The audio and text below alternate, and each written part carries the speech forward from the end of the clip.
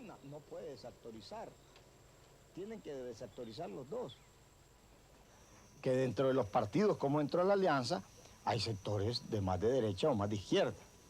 Y dentro de la alianza hay sectores de derecha, dentro del MDN y dentro del MDN.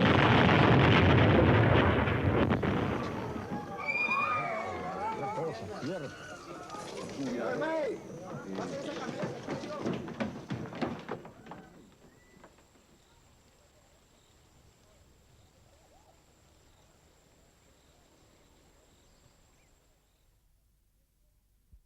On May the 30th, 1984, I was blown up by a bomb and nearly killed.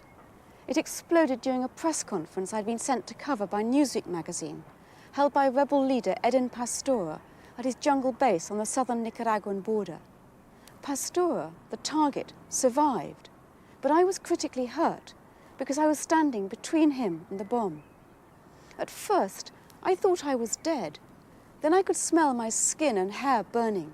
Even my eyes were burnt. My leg, arm and hands were shattered, and I had shrapnel wounds all over my body. 3 journalists died, and 17 more were badly hurt. It took 18 operations and 2 years of my life to get back on my feet. As the trauma and depression lifted, I started to think obsessively about the terrorist who'd blown us up. He'd posed as a journalist and then just vanished after ruining our lives. He's never been caught. Now that I'm recovered, I've decided to go back to Central America to try and track him down and get justice for myself and the other victims. But all I've got to go on are some photographs taken at the time by his unsuspecting colleagues.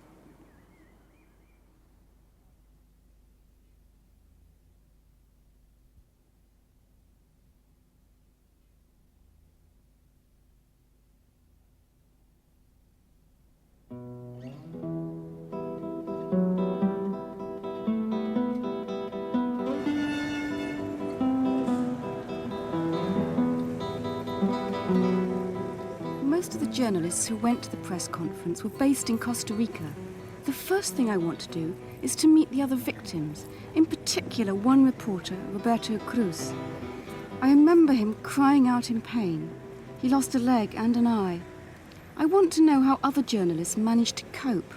I think they, more than anyone, might have clues which could help my investigation.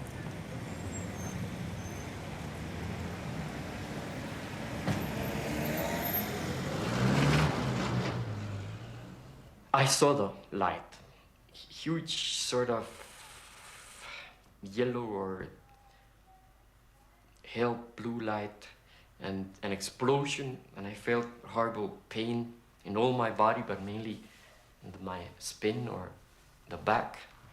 I fell down. It was dark suddenly, and I started hearing people shouting and crying, and I think I heard a couple of shots.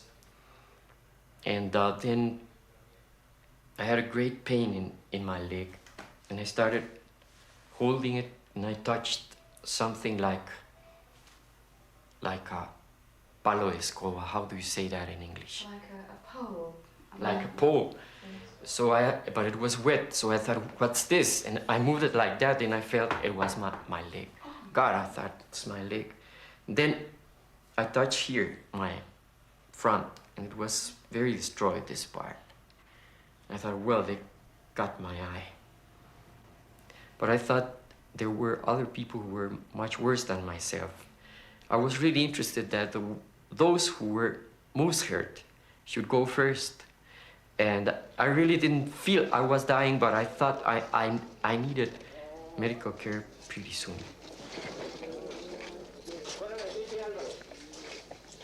Nurses have told me later on that I used to say all the time, or many times, please help me, I want to live. But then when I thought about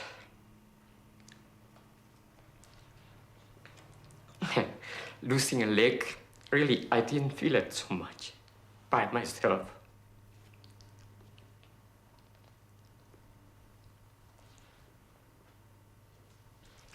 Mostly for my wife and the kids. It was terrible. It made me realize how much others had suffered.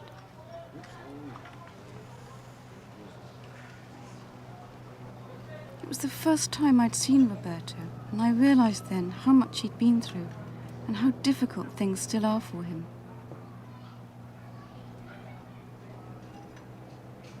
I'd been blinded by the explosion, so I hadn't been able to see how others had been injured. And then I'd been airlifted in a critical condition to the United States for medical treatment. After 3 months in hospital there, I went back home to England to recuperate. So I'd been out of contact with the other victims, and I hadn't known how they'd managed to cope.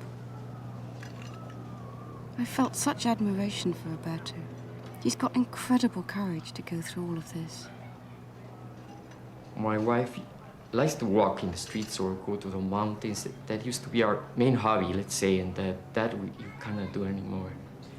So it has used a lot of trouble, and my future is not quite clear if I'll ever be able to work or keep my family or what.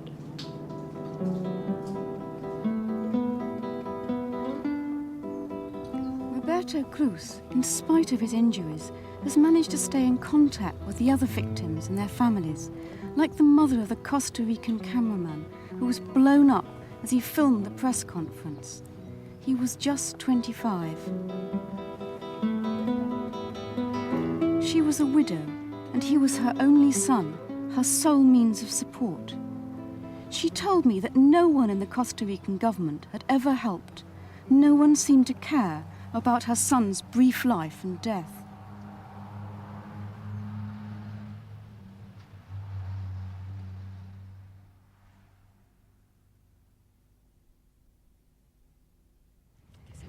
Señora, ¿usted sabe quién es este hombre?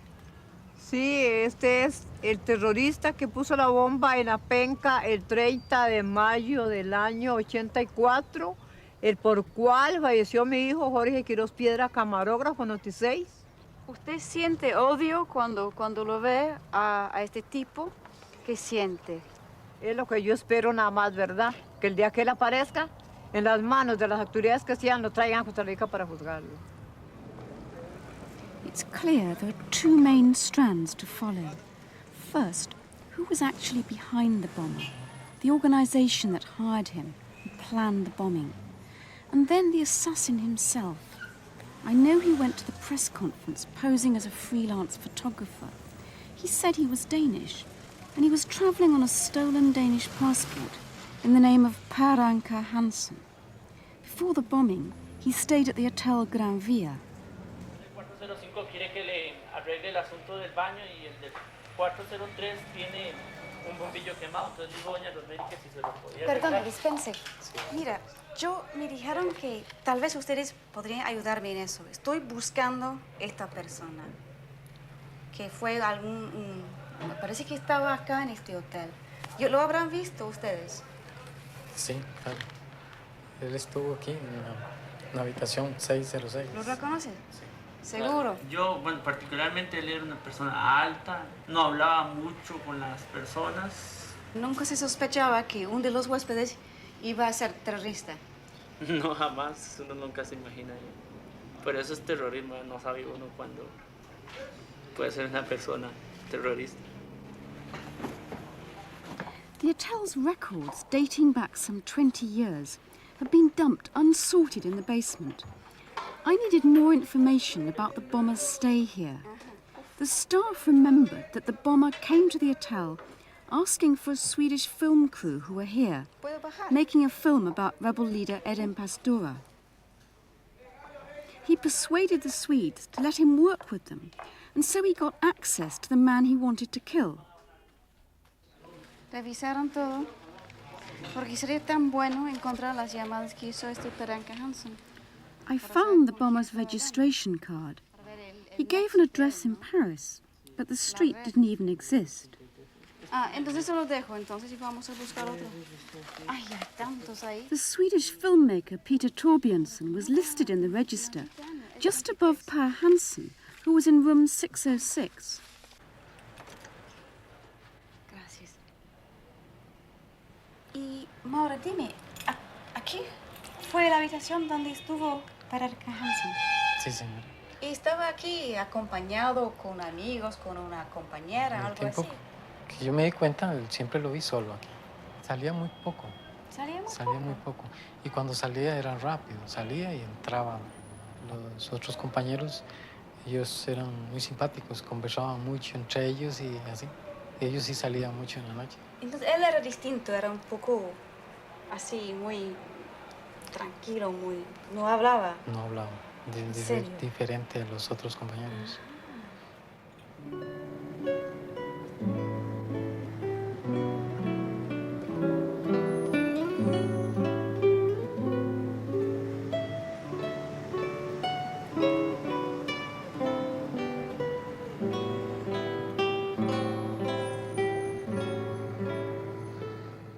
So this is where the bomber spent his time and calmly planned the assassination. It felt uncanny to be sitting on the bed the assassin probably slept in the night before he blew us to pieces. Who was this man working for? The right or the left? I was hoping that the Costa Rican newspapers, like La República, might have investigated the incident. Carlos Vargas, a senior reporter, had been sent to cover the press conference, and he'd been very badly hurt. My worst injured were in my left hand and my right leg. The doctors fought like heroes to save it for 2.5 years. It was impossible. So I took the decision to dispose of it, to cut it out. Now I have my prosthesis and I walk around like anybody else. Who do you think the bomber was? Of course, I have my ideas, but I don't dare to accuse anybody. It's too big an accusation, especially you and I who were there. I think if we name somebody, we have to be sure, and I am not sure. And I don't want to mention anybody because I don't know. If I had a proof, one proof, I would say the name, but I don't have any. I've been told that some members of the Costa Rican security forces, whose job was to solve this crime, backed off after receiving death threats. I've been trying to reach them for days. I have seen one of their reports, which is a mere page and a half, and contains nothing that isn't widely known. At last they've allowed me to see the head of the Costa Rican crime lab. First he took me to their storeroom. The evidence from all the crimes that had ever taken place in the country was scattered around, and in one corner the seedy remains of the press conference bombing had been abandoned. There was little evidence of the serious criminal investigation I'd been hoping for. Can you tell me why you think that some people were very, very badly injured and other people not at all? Did that depend on how close they were to the bomb? Of course, yes, of course. The more closely the people was to the bomb, the majority, the percentage of murders. Pastora was right over here, approximately. But the same people was pushing here by questions and questioning. So he started to move backward. When the bomb explodes, he was in the far away end of the table. So if he'd stayed where he was? Well, yeah, probably he could be been killed. We asked for some help to the American Embassy because we don't have the personal training in this kind of matters, in bombs and devices of this kind. And he examined the evidence, the physical evidence? Yeah, he examined the evidence because we asked for the help. Did this man take any of the evidence away with him? I think a small item was given to some people of the American Embassy. Which was that? I don't know if it was really a part of the self-control mechanisms. Would that have been important for the investigation? Yeah, I think so. It could be important for the investigation, of course, yeah. But we cannot have these small items anymore because I saw it once only, but after that, I never saw it again.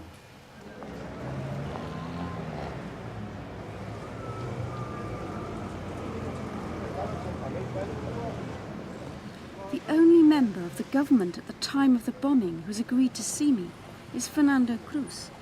He's now a Supreme Court judge. there is a very natural instinct that with this type of crime so horrible, I think people think that there is something very powerful behind this person. And that would be unconsciously a will of not going very deep, because probably we would find problems. I know there's a network, but I wouldn't like for my position to say who could be or who are behind. But I have the feeling that is a very strong organization behind.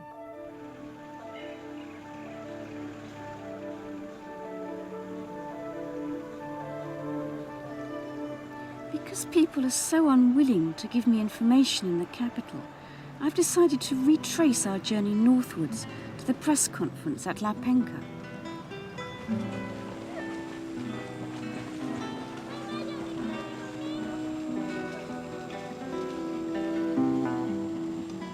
Although Costa Rica is known as the Switzerland of Central America, at the time of the bombing in 1984, it was being dragged into the war against Nicaragua by the United States, who had pressured the government to establish bases here for the Nicaraguan Contra rebels.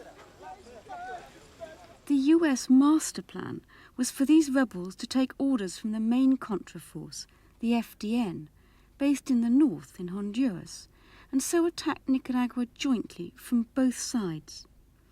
However, the man who emerged to lead the southern force, Eden Pastora, had refused to go along with this American plan. He was later the target of the bomb.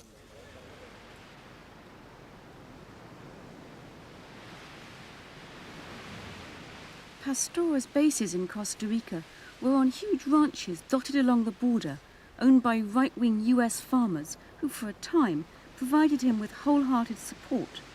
Their leader is John Hull. 99% of the people in this valley gave them rice, gave them beans, gave them meat. Everyone here is anti-communist. This is an agricultural community. They're anti-communist. They supported Pastora as long as they felt like he was trying to win. When they turned against him, they shut off their help.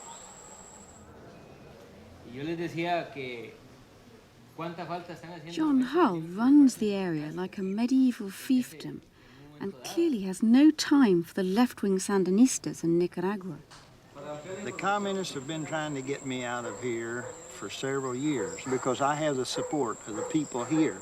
The communists don't want something like the citrus industry to come into here. The communists ruined the banana business of Costa Rica. Do you consider Nicaragua and the political situation a threat to the stability of the region? They're a threat to the stability of the world. Hull was obviously at odds with Pastora, who'd refused to be run by the Americans. But at the same time, Pastora was actually fighting the left-wing Nicaraguan Sandinistas, so either side might have wanted him dead. As it turned out, the bomb failed to kill him.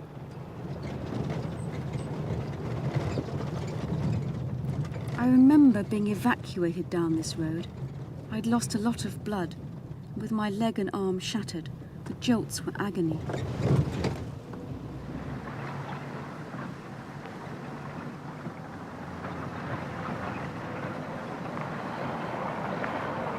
On the way to the press conference, we stopped at this guard post.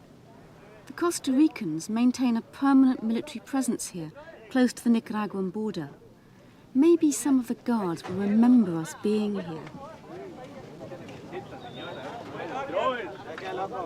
Usted estaba aquí hace 4 años, ¿no? ¿Usted se acuerda de eso de la penca? Digamos, yo me acuerdo bien, el problema es que yo no estaba aquí, estaba en el otro puesto de más abajo. Sin embargo, usted, por si acaso ha visto a esta persona, ¿o lo reconoces? Sería difícil reconocerlo, ya que con tiempos. Maybe I'm expecting too much. People have forgotten or moved away. ¿Y no lo habrá visto por acá o por algún otro lado? Aparte. No. No creo jamás. Ah, bueno.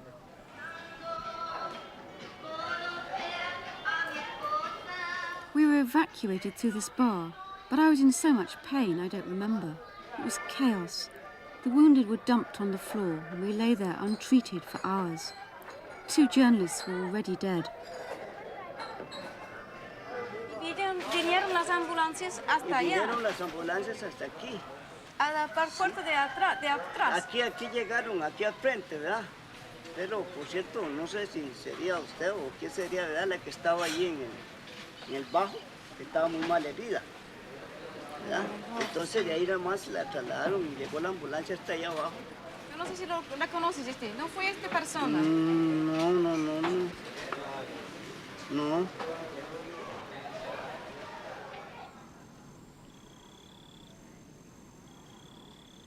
I remember on the way there, we all walked down this path to board the canoes for the final stretch of the journey to Pastora's jungle base downriver in Nicaragua. I also recall one of the camera crews was filming us, so there's a unique record. This is the footage of us clambering into the canoes, and incredibly, that's the bomber. The man with the blue cap, and that big white object he's holding contained the bomb. It was hidden in his metal camera case, wrapped in plastic to keep it dry.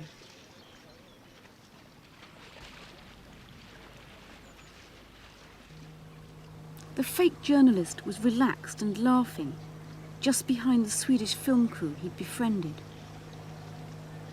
3 hours later, the cameraman who filmed these pictures lay among the dead. Who was this man? Allegations were flying, and the very next day, the Contras accused him of working for the left-wing Sandinistas. There's no doubt about it. The Sandinistas have done what they have been doing. So you say they were responsible in this attack? Definitely. There is no doubt about it.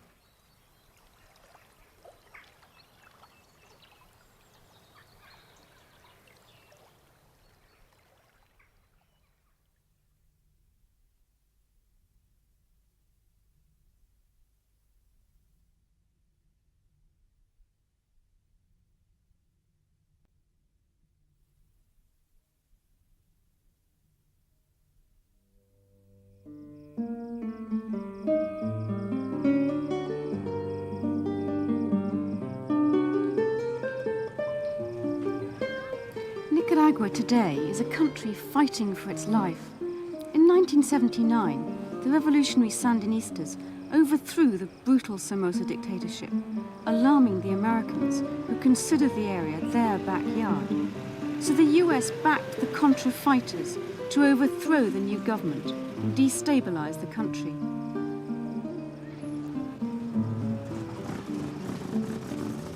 Everything's more run down than when I was last here. The economy is now in absolute tatters, and there's no family that hasn't lost a relative in the war.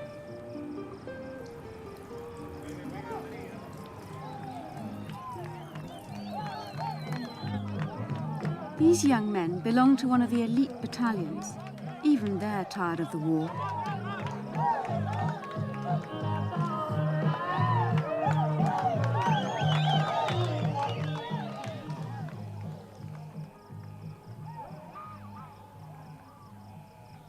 It's in hospitals like this that I've seen why everyone longs for peace.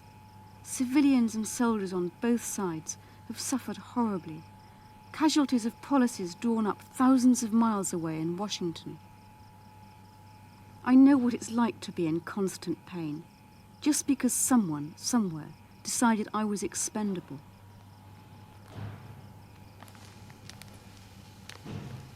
This waste of young lives makes me so angry.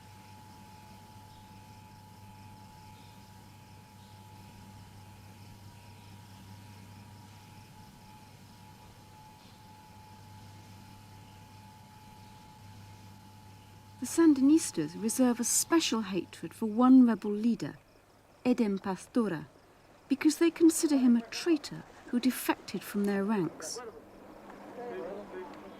Pobrecito Eden. Creo que Eden es un caso digno de ser estudiado por un psiquiatra. No diría yo exactamente que está loco, sino que padece, yo creo, de alguna especie de delirio de grandeza. La información que salió después de la penca era de que ustedes, los sandinistas, eran los responsables.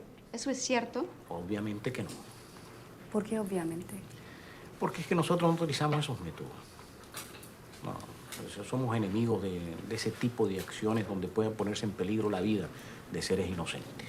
A su opinión, ¿quién realmente fue responsable por la penca? Puede ser que haya sido la CIA. No, es decir, los métodos de la CIA no son ajenos a lo que ahí ocurrió. Pero la seguridad del Estado de Nicaragua no tiene pruebas de que haya sido la CIA. El hecho de que haya ocurrido ese incidente en territorio nicaragüense, pero muy cerca de la frontera, en un lugar donde nosotros no teníamos acceso y en un lugar donde en cierta forma los ticos tampoco tenían acceso, tal vez dificultó mucho las investigaciones. Fue maquinado como el crimen perfecto.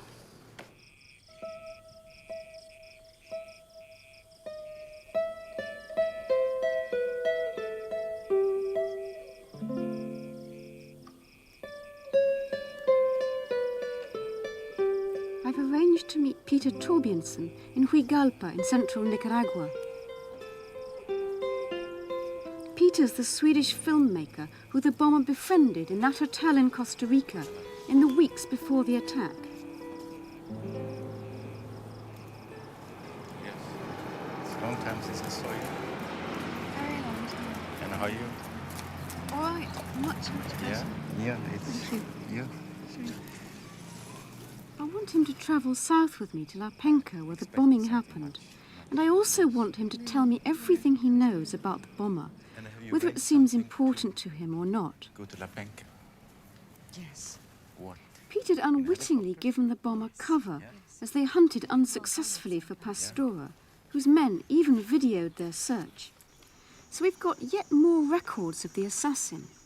It's curious how different he can look, particularly without his beard. It's clear that Peter and the assassin became quite close in the days before the bombing.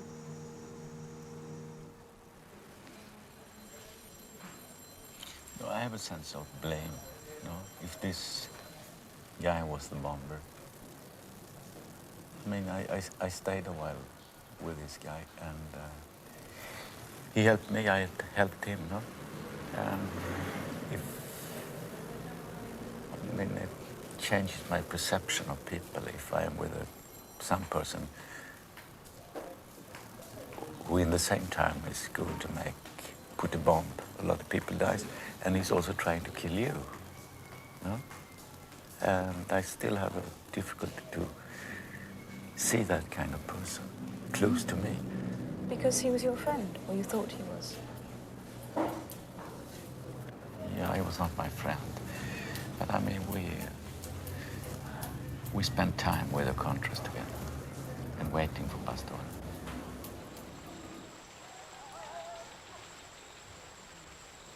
My main impression is that this guy seemed to be very normal.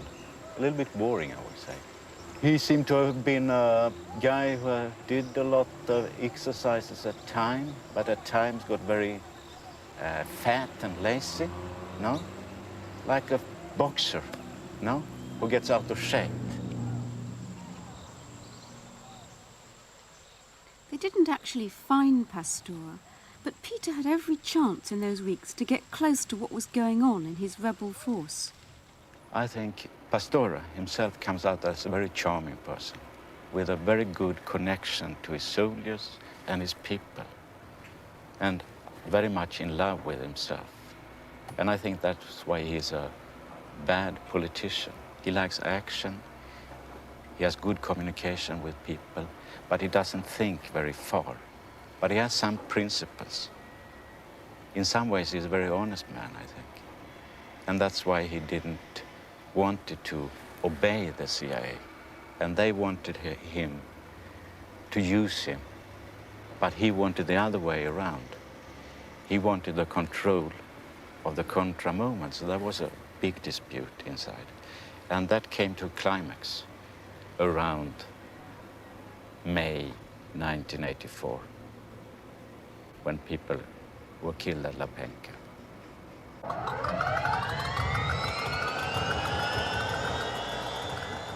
I felt apprehensive about going back to La Penca, the place where it all happened.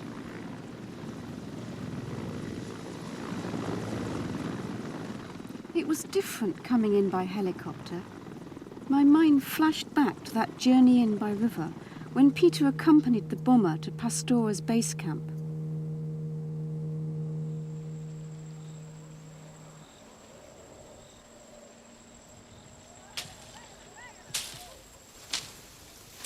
There's nothing left of the house now. It's just been engulfed by the jungle. You were with the Dane, and I thought I recognized him. Yeah, But I always remember you said he was one of us. yeah. I wish he had been. Yeah, I had been for a few weeks. You remember we came up there, we Yeah. walked up the steps in the evening. Yeah. Must be a sign of the house here somewhere.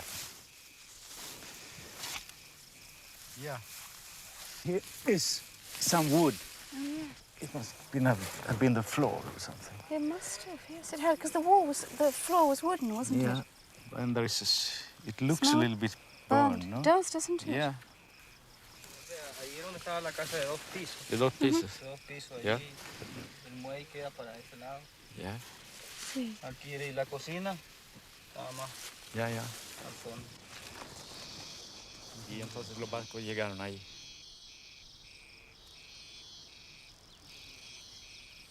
I went up to the press conference and it was like, it was going to start, no? Yes. And people made questions, no? Yes, But and they it were was pushing. going to be organized afterwards in Yes. some way.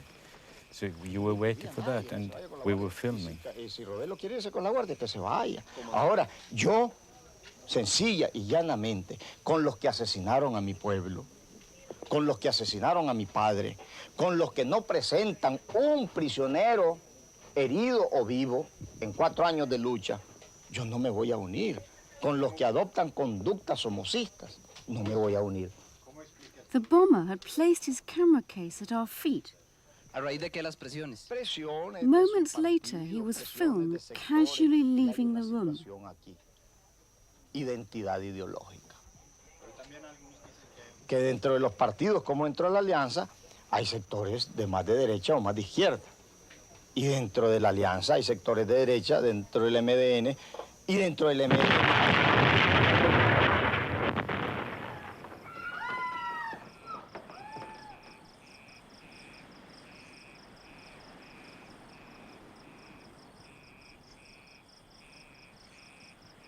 No, it's strange thing occurred. In the moment of the explosion, you like go with the explosion. You don't know the outcome of it, no? And then I thought I was going to die. But going with this tremendous speed somewhere was kind of nice. And then you come back, you see this mess. No, you were in a room and you're coming back and everything is different, no? There's nothing you can do. And you don't know how many people have died or disappeared. It's very dark and nothing happens. And then I remember you. You don't either know the impact yet or what had happened to you. So Yes. exactly this feeling. This is how it is to die.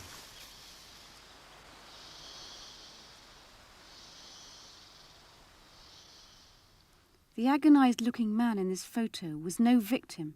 He was the bomber. He'd stayed outside and detonated the bomb by remote control. No one suspected him, even though he had no injuries. He actually had the nerve to travel back in the same ambulance as me on that endless journey to hospital in Costa Rica. But I was blinded and in shock, so I didn't even know. Well, the target, Pastora, survived. 2 journalists died that night, and 17 more were badly hurt. Carlos Vargas had 38 operations. He lost a leg, and his elbow and hand were mangled. Evelio Siqueira died a week later, the bomber's 3rd victim.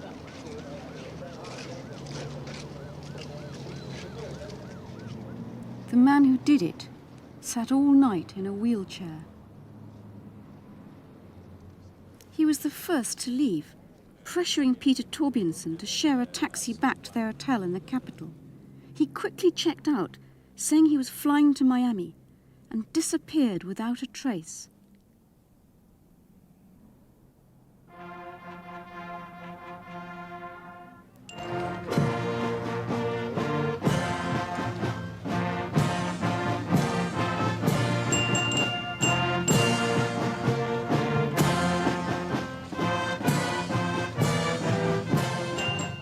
Miami's a racial melting pot, and the Cubans, exiles from Fidel Castro's regime, its most strident element.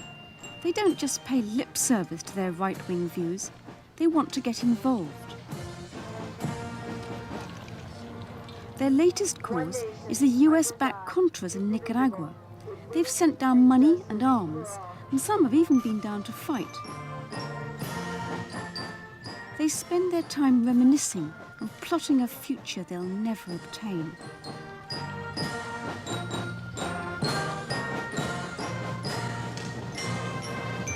I've come here because I was told that some of these Miami Cubans participated in the press conference bombing plot against Pastora. They considered that even he was a communist. I've also been told that the assassin was here, both before and after the bombing. The difficulty is, though, that these people maintain a fierce loyalty to each other and to what they call the cause, and won't speak to outsiders. It's a violent world where, if you want to stay alive, you keep quiet.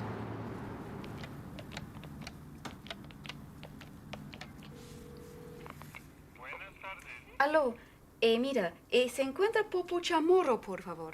I had a long list of people who might be able to give me information about the bombing, but I kept finding their phones had either been disconnected or changed, or I'd be told they'd call me back, but they never did. Muchísimas gracias. Hasta luego.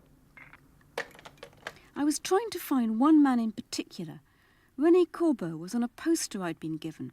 He was a member of a secret Cuban group, Brigade 2506. I went to his house because I'd been told he was involved in the press conference bombing. He and his family had just disappeared. Anyone who knew anything had no interest in seeing me. I soon found the only people I could see were those who couldn't get away. One of the men on my list is a patriotic Miami Cuban who's in jail here on a weapons charge. I am down. I am arrested. I'm doing time. I can't help contribute to the cause, but some do believe in the cause. But this wasn't a I know, murderous I know. attempt to kill innocent people. I know. Just tell me the truth.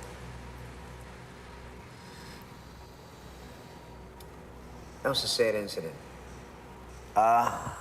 If I told you that a lot of us in the Latin community, a lot of us, several of us, knew about it, I won't be lying to you. But there were meetings held here in Miami. Oh yeah, several meetings. Several of them, like Several 3 meetings. or 4. Could you tell me who was at those meetings? Not by name, but many of our leaders, many people that were prominent. For example, members of the 2506 Brigade? The 2506 Brigade to the community is sacred. I will not betray them.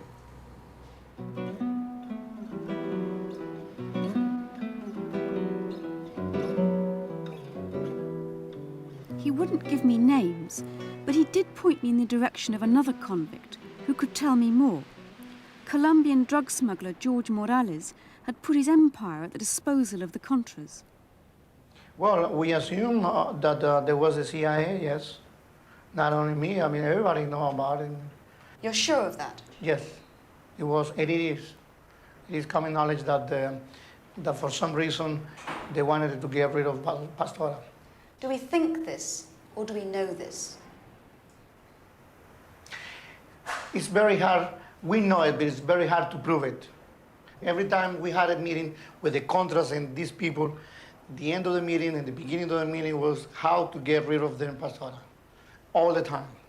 Who do you think was involved? Well, what the people saying in Costa Rica is that the whole thing were planned in John Hall's ranch. That's what the street talk is.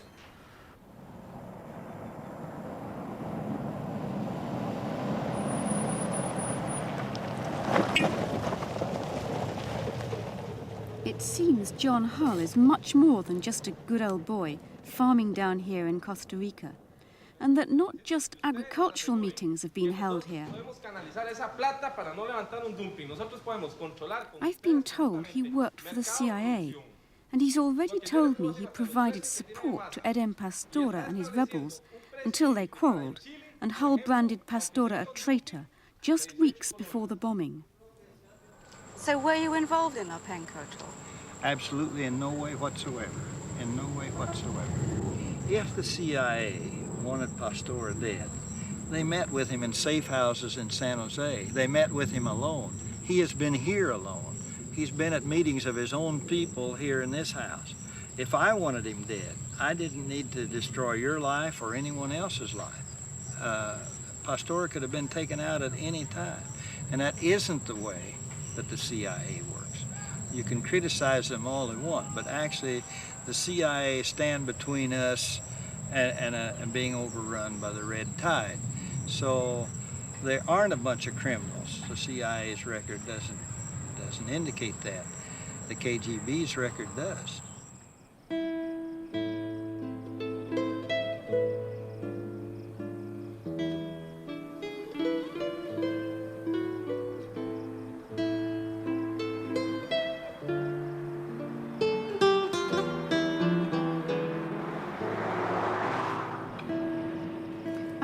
Mixed feelings about seeing Pastora. I still feel angry and bitter because after all, I got the blast that was meant for him.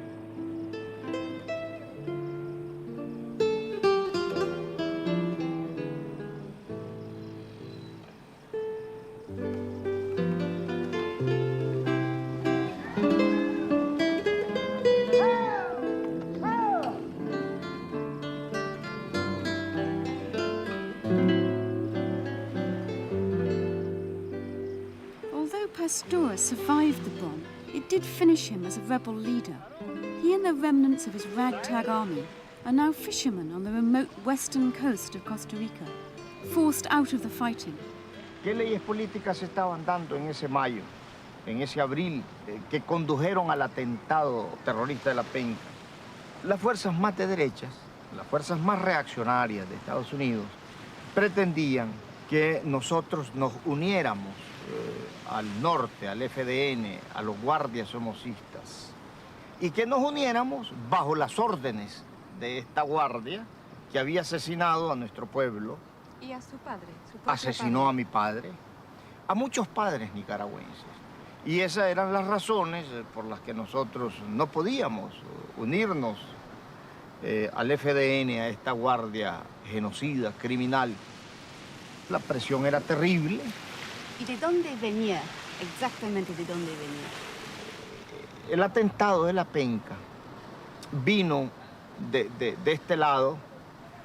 Ahora yo estoy convencido de que fueron sectores de la CIA junto con la gente de Oliver North. ¿Por qué creo eso? ¿Qué pruebas tienen? Mira, pruebas objetivas, así concretas, no las hay. Pero hay pruebas subjetivas. The network Pastora accuses was masterminded by Oliver North, who faces criminal charges over the Iran-Contra affair. This involved clandestine arms sales to Iran, with profits secretly channeled to the Contras after Congress banned military aid. I came here to tell you the truth. North assembled a dubious cast of characters to carry out this illegal, alternative U.S. foreign policy. I think it is very important for the American people to understand that this is a dangerous world, that we live at risk, and that this nation is at risk in a dangerous world, and that they ought not to be led to believe as a consequence of these hearings that this nation cannot or should not conduct covert operations. I was someone's covert operation. It took 2 years out of my life. he was also being fed information of what he should say. North Deputy Rob Owen was questioned about the bombing. Mr. Owen, you were in Central America in May of 1984 when a bombing attack was undertaken on the headquarters of then former Contra leader Eden Pastora. Is that correct? Yes, sir, I was. I was down there on a survey for Colonel North. The evening, actually, that it happened, I was in San Jose. People have tried to say that it was the CIA that tried to kill Comandante Pastora. That I don't believe is the case at all. John Hull has been accused of masterminding it or being involved in it. It's absolutely scurrilous as well. I had a meeting that night with John Hull and also with a senior CIA official in that government, or excuse me, in that country. We discussed what was going on. And I just was shocked, as everyone else was, when we learned about 3:30 in the morning when some of the Nicaraguans came to the apartment and talked with us and told us what had happened. It's very suspicious that you were meeting at the same time this explosion was going on. That's ridiculous. Come on. It probably looks suspicious I'm meeting with you, too, you know, that I meet with the press after the way I've been treated by the press. John Hull doesn't deny being in a safe house like this one on the night of the bombing, but he was evasive. I don't remember the station chief, but he was, and I really don't remember the date, but the thing, my first notice of that was I was in this house. About 11 o'clock, the hospital here in San Carlos called me on the telephone and said they had gotten word that there had been an explosion in La Pinca, and could I fly down and help get the people out. And I told them there were no facilities at night for me to go in there. However, I would be here at dawn the next morning and I'd be ready to go down and fly you people out. By the time it got daylight the next morning, you were already out and already in the hospital. Mientras Robert Owen, John Hall y Duke Claridge no me den una explicación satisfactoria qué estaban haciendo estos tres angelitos reunidos esa noche hasta las 3 de la mañana, que el terrorista llega a San Carlos, a Ciudad Quesada, a las 2:30 por allí de la mañana, o 1/4 para las 3. Mientras no me den una explicación satisfactoria, yo sigo creyendo de que el acto terrorista de La Penca vino de estos sectores de la CIA.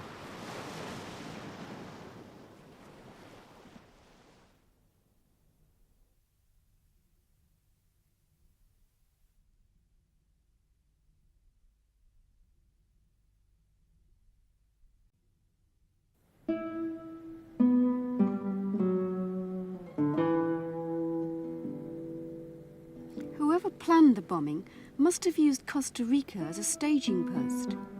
When I was here before, the Americans were pressuring this tiny neutral country to become a base of operations against Nicaragua. This building is the CIA headquarters, and in fact, they own the whole of this block. When I went to see a US official here in the embassy behind me, he told me the following. He said that before he could do an interview, he would have to check with his superiors as to whether the US was actually involved in the La Penca bombing. He said, looking slightly embarrassed, that his superiors didn't always tell him if there was such an involvement. After that, however, he told me that an interview had been refused for bureaucratic reasons. He added, before I'd asked the question, that the US had nothing to hide. La República is a well-respected conservative newspaper. Its editor, Joaquín Vargas, is the twin brother of Carlos, who was injured with me at La Penca. Para nosotros, como periódico, no tenemos capacidad ni los medios para descubrir eso. Pero sí hay gobiernos que, si fueran honestos y defensores de la vida humana, deberían estar empeñados en ese descubrimiento. Mi pregunta es eso, que ¿por qué, dado que hemos sufrido tanto nosotros, que eso no se ha hecho? Porque existe la posibilidad de que el descubrimiento que se haga no sea agradable. Y en el fondo, la bomba la hayan puesto amigos y no enemigos. Es decir, la CIA. Es decir, la CIA.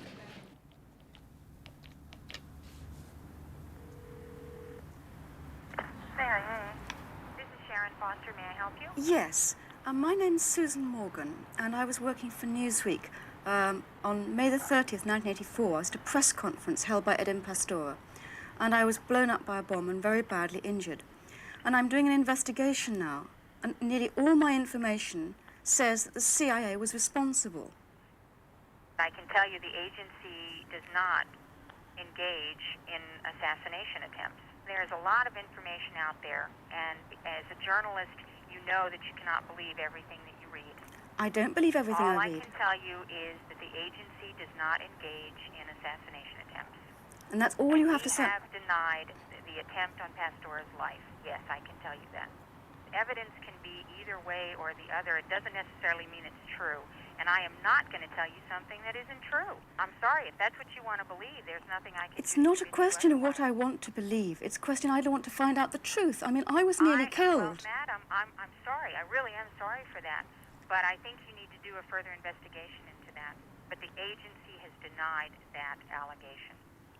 Right. Thank you very much. You're welcome. Bye-bye.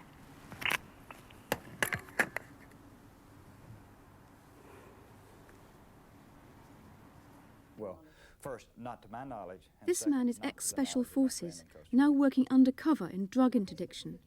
He was told by a colleague in Costa Rican intelligence, responsible for the La Penca investigation, that the Americans removed all the crucial evidence of the bomb.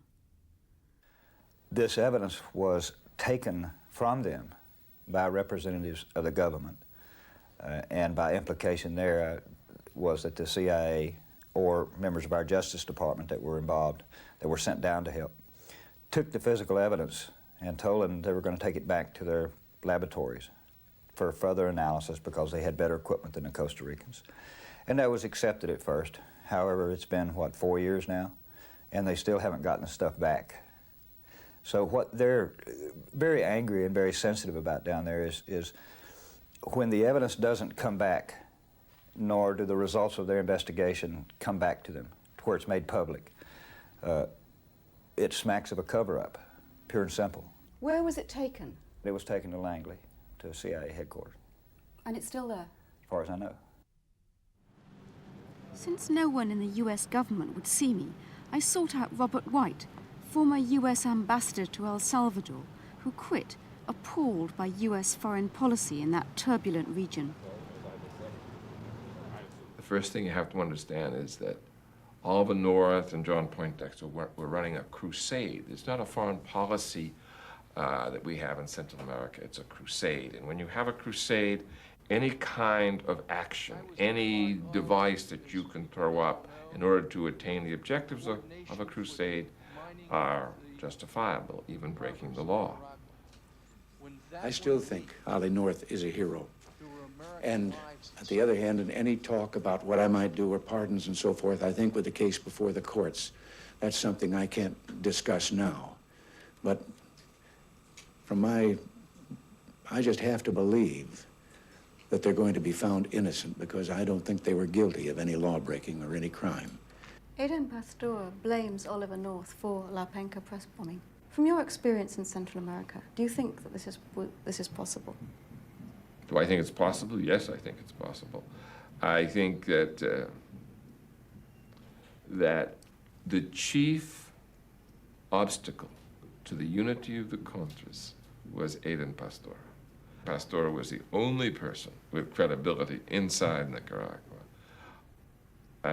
So I find it, again, well within the keeping of this crusade that they could, that kind of action could be justified under the rubric that anything goes when you're out to destroy communism.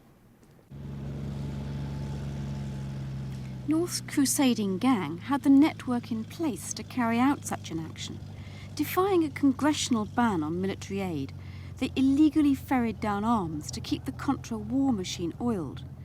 And in order to finance the operation, the pilots say, they then flew back, loaded up with Colombian cocaine. I was supposed to buy airplanes and giving support. Financial support? Yes. Money. So you money. took money and arms? Yes. Down to the Contras? Yes, I took guns and money to Central America. Whereabouts in Central America did they go? We sent some planes to Ilopango, some of them to Costa Rica. Where did the ones in Costa Rica go, specifically? They went to this particular ranch, north of Costa Rica, almost on the border with Nicaragua. Who owned the ranch? John Hall. You run around with a real bad crowd, you know that?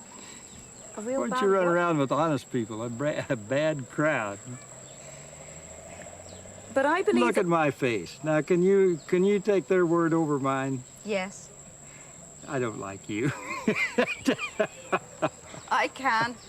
Yeah, you must have had severe damage in that bomb blast.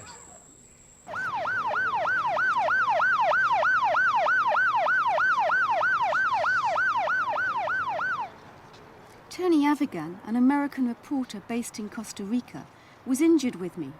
He and his wife, Martha Honey, believe they've uncovered the proof that can solve this crime. However, this is an extraordinarily complex story, which centers around a man called David. One of our primary sources of evidence was a young Nicaraguan Contra by the name of David, and he happened to be part of the group that carried out the La Penca bombing. He identified John Ho as the central figure in the Costa Rican end of the operation. He said that John Ho provided housing, facilities, transportation, logistical support for the team that carried out the La Penca bombing. This is a recording of David. The problem is that they never actually met their informant, David. His story was passed through a Costa Rican intermediary, Carlos. All they have is a tape recording of David's voice.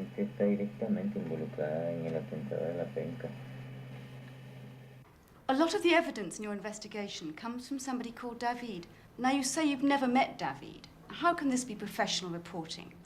We didn't meet him face to face because he wouldn't meet us. We talked to him on the phone a number of times. We have a voice recording of him. And what we did over the period of a number of months was to very carefully, for Carlos, prepare lists of questions. Carlos would take those, and they had a whole series of secret meetings at various small hotels around town, in parks. They would ride the bus and talk and so on. Carlos would take notes, and always, right afterwards, he would come back here and we would debrief him, get all the information from him, and slowly, slowly we built up evidence. According to Honey and Avigan, David and the intermediary Carlos were kidnapped during one of their secret meetings and forcibly taken to John Hull's ranch. They managed to escape, but the informant David then disappeared. Honey and Avigan allege he may have been killed. All of this is communist misinformation fabricated by Martha Honey and Tony Avigan. Those people, let's go back. When we were at war in South Vietnam, they were in North Vietnam writing articles for the communists. They wrote an article to Hanoi with love. And the feeling here is that those people have been KGB agents for more than 20 years.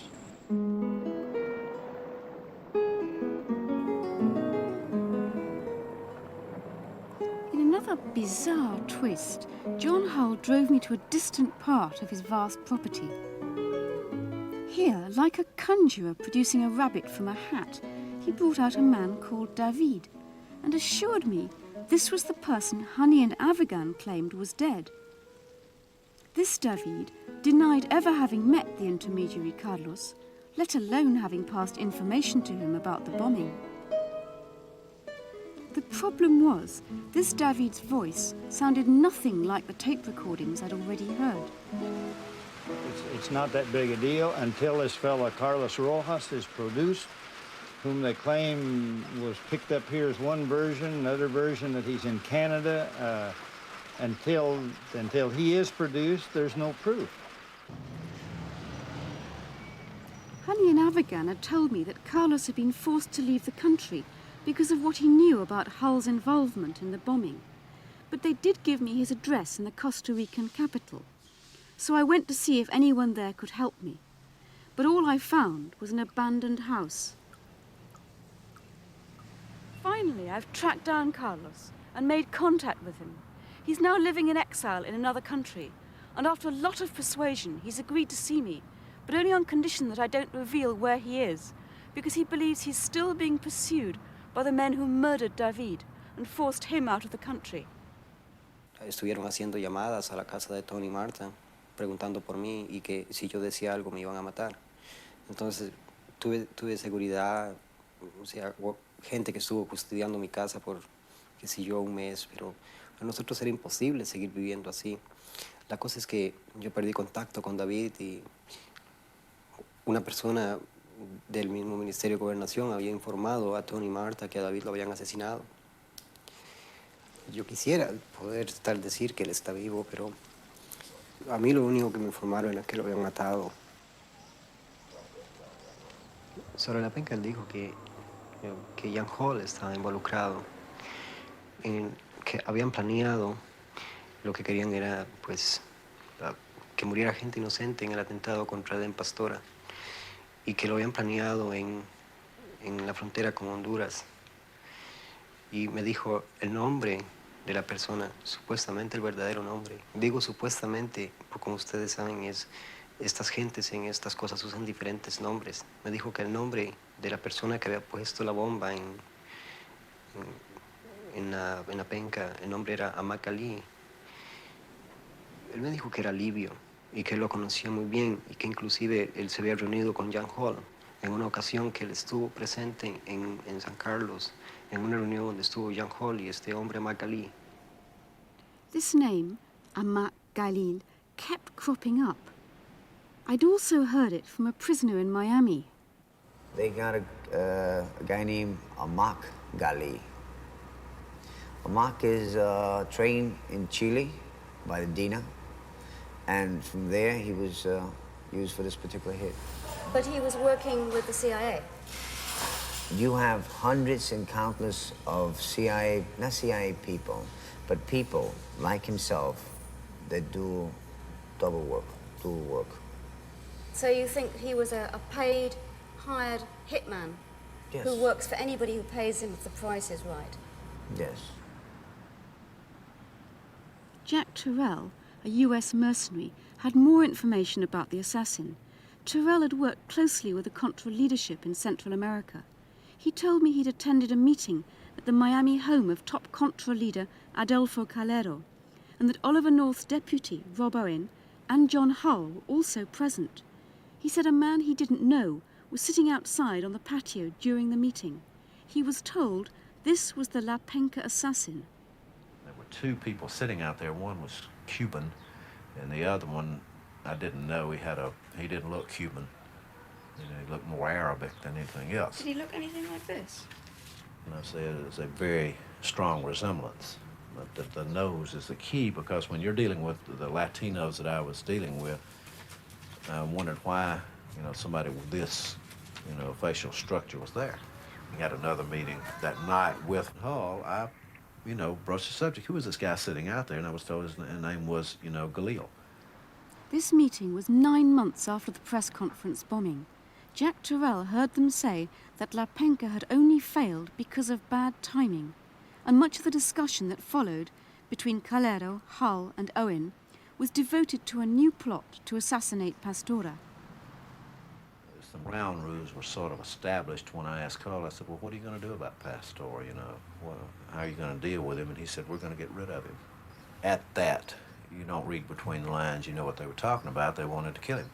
They had to get him out of the picture. Did they give any indications of how they would do this at that time? No. It was my job to actually put together a scenario of how it could be done, because even Hull wanted it done in a way that it would make it look like the Sandinistas did it, because this is the perfect situation. If the Sandinistas do it, they get rid of Pastor, and then they stir up emotion in the United States and other countries against, you know, the Sandinistas.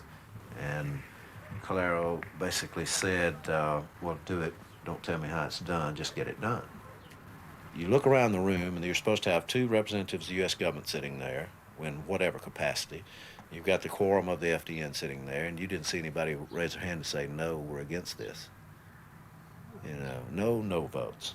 It's just got to tell you something. According to Terrell, Adolfo Calero, President Reagan's favorite freedom fighter, could be an accomplice in the deaths of 3 of my colleagues. He didn't return my calls, nor was he home when I visited. Adolfo Calero, remember, was the man who went on worldwide television the day after the bombing to publicly accuse the Sandinistas. There's no doubt about it. The Sandinistas have done what they have been doing. So you say they were responsible in this attack? Definitely. There is no doubt about it. One of the aspects of this whole La Panca business is the way the press has been used at sort of every level. The bomber was posing as a journalist. The journalists were his vehicle for getting to the press conference. The journalists were the victims of the press conference. Afterwards, the press was used to put out false stories as part of the cover-up. So that really at every level, and I think this is one of the most insidious things that the backers of this plan, basically the CIA, have used, despite U.S. laws which prevent the press being used by the CIA, have used in a whole myriad of ways the press, the Costa Rican press and the U.S. press. Journalists Honey and Avagan have collected evidence which adds up to a shocking indictment of U.S. covert policy in Central America, ranging from gun running to drug smuggling to the press conference bombing itself. They've started a civil suit in the States against 29 people they accuse of conspiring to commit these crimes. The suit also claims that a number of these men have been involved for decades in covert activities around the world, like General Richard Secord. He already faces criminal charges for his role in the Iran-Contra affair.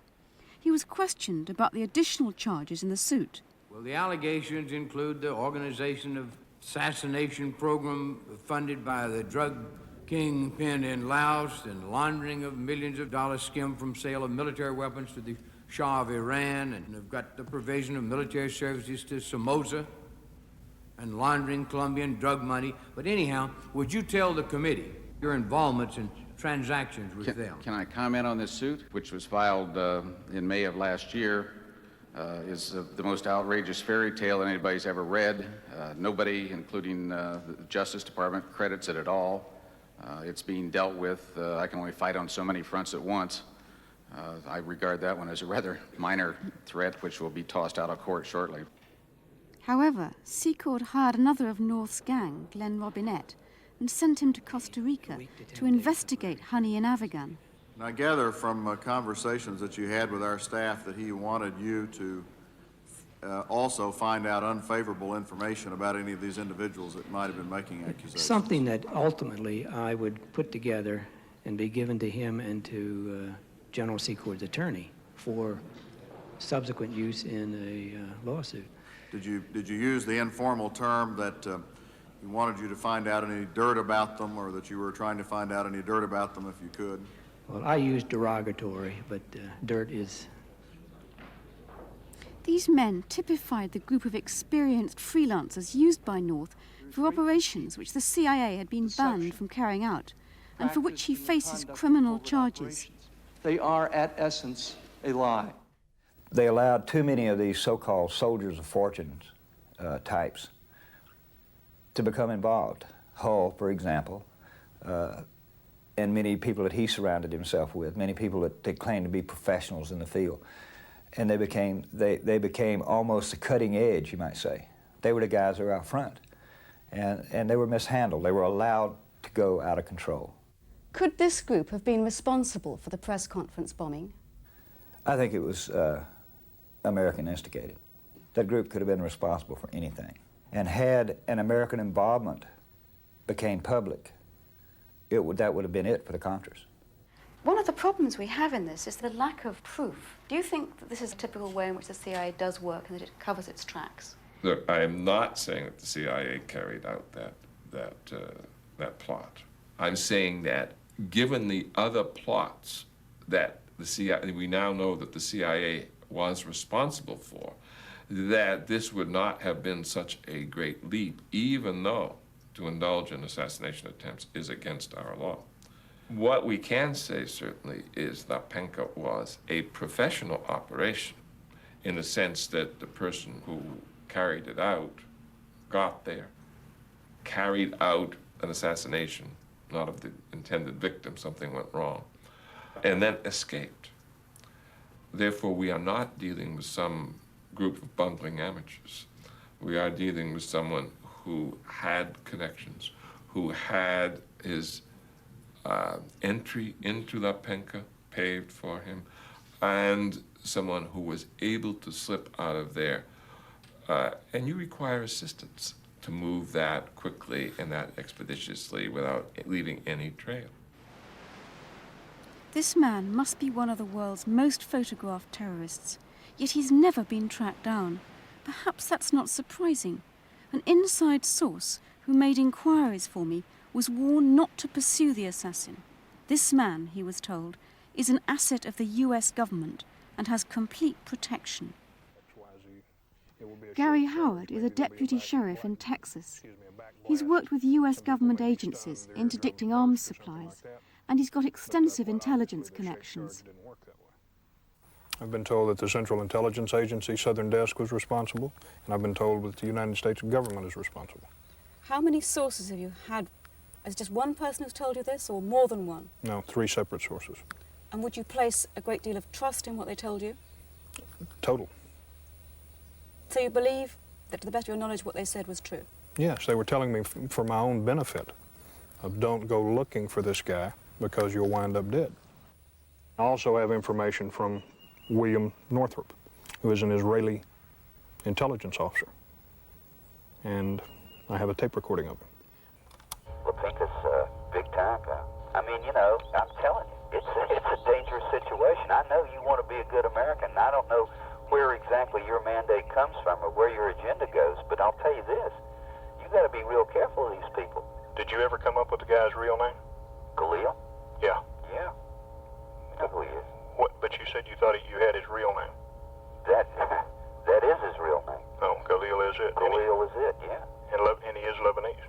Well, no, he's not. He's Libyan. Oh, that's even better.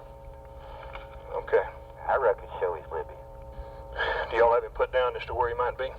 Mexico or Panama, traveling to and from. A guy like that can't survive without a sponsor, you know that. Yeah, I was told he's freelance and that he's our asset. That would mean that the Americans were responsible for the La Penca bombing. That's incredible. I've heard the name Galil from 11 sources already. First time I'd heard it. So that is when he identified him. He had identified prior that the Southern Desk of the Central Intelligence Agency ran the operation. If he's under deep cover, would he be hidden or disguised or something like that? A new identity goes without saying. Money, surgery if it was required, eliminating any threat. If this guy's compromised at all, they'll eliminate the threat, which is short for they'll kill whoever's coming after him. Do you think that the La Penca bombing was planned so that journalists would die in it? There's not a doubt in my mind. If someone with a devious enough mind has decided they're going to kill Eden Pastora, and blame it on the Cubans and blame it on the Sandinistas, then it only enhances the impact and the impression when a bunch of innocent people die, because the Americans are immediately going to stand up and say, we don't kill employees of Newsweek magazine. We don't blow up journalists. But that's just terrible. You were there.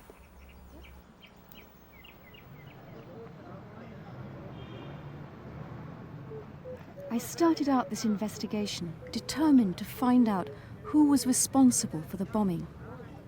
Although I've collected so much information, spoken to so many people who actually came into contact with the bomber, even down to this waitress who served him breakfast every day, I still can't find him and bring him to trial. As far as I can tell, it's because one of the main perpetrators of this terrible crime at La Penca was the American Central Intelligence Agency, the CIA, and every effort to solve this crime by government officials, investigators, and private individuals has been successfully blocked. I feel outraged that the assassin is still allowed to go free, protected from justice.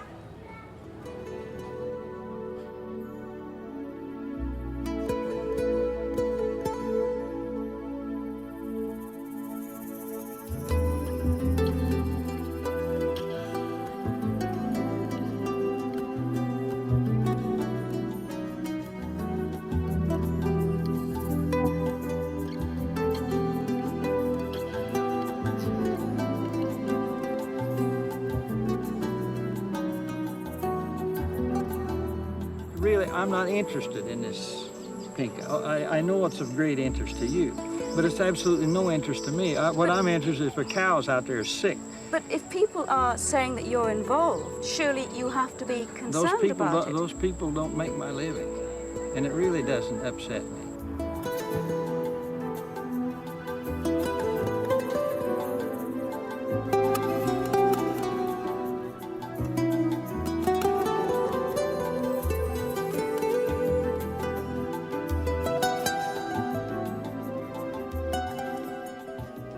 The whole thing which mainly bothers me is not so much how I have been heard or how you have been heard.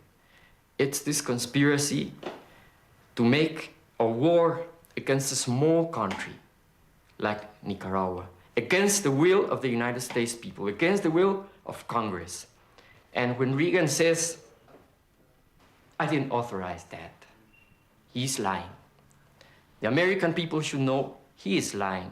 US Congress should know he is lying. If they want to change the system of having criminals and people who traffic with arms and blood and death in order to get rich and telling they are fighting for freedom and democracy, there will come a day when nobody in the world believes that there is such a thing as ideas or ideals of freedom and democracy in the United States. US Congress and the US people have to think about these things. That is important for me.